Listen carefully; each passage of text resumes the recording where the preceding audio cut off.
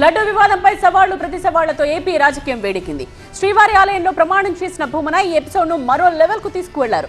తమ హ్యాండ్లో స్వచ్ఛమైన నెయ్యితోనే లడ్డూ తయారు జరిగిందన్నారు. తప్పు చేస్తే దేవుడే శిక్షిస్తారన్నారు. తిరుమల లడ్డూ తయారీలో జంతువుల అవశేషాలు వినియోగించారనే ఆరోపణలపై ఆగ్రహం వ్యక్తం చేశారు టీటీడీ మాజీ చైర్మన్ భూమన కరుణాకర్ రెడ్డి. తన హయాంలో ఎలాంటి తప్పు జరగలేదని, శ్రీవారి ఆలయం ఎదుట అఖిలాండం దగ్గర కర్పూర హారతి వెలిగించి ప్రమాణం చేశారు. అంతకుముందు పుష్కరిణిలో స్నానం చేసి మాడవీధిలో ప్రదక్షిణలు చేశారు. తాము ఏ పొరపాటు చేసినా తన కుటుంబం మొత్తం సర్వనాశనమవుతుందన్నారు భూమన. ఈ వ్యాఖ్యలు చేస్తున్న సమయంలోనే పోలీసులు, విజిలెన్స్ సిబ్బంది ఆయన్ను పక్కకు తీసుకువెళ్లారు.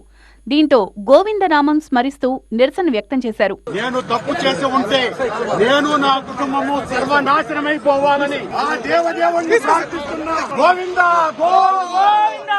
రాజకీయాల కోసం పవిత్రమైన తిరుమల క్షేత్రాన్ని వాడుకుంటున్నారని మండిపడ్డారు భూమన. తమపై ఆరోపణలు చేసిన నేతలు దమ్ముంటే ఆలయం ముందు ప్రమాణం చేయాలని సవాల్ విసిరారు.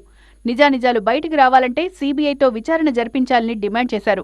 సిబిఐ చేత విచారణ చేయించండి, సిట్టింగ్ జడ్జి చేత విచారణ చేయించండి, నిజాలు నిగ్గు తేల్చండి.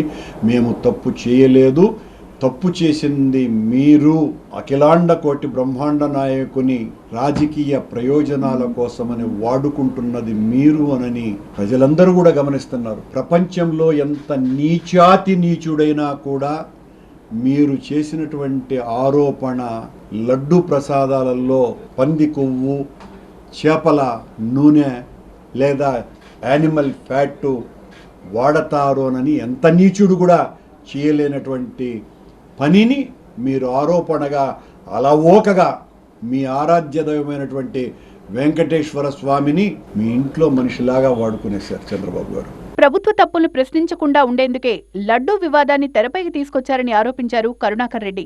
తమ హయాంలో స్వచ్ఛమైన నెయ్యితోనే లడ్డూలు తయారు చేశామన్నారు. ప్రభుత్వం ఏర్పాటై 100 రోజులైనా ప్రజలకు ఏవీ చేయలేదని విమర్శించారు.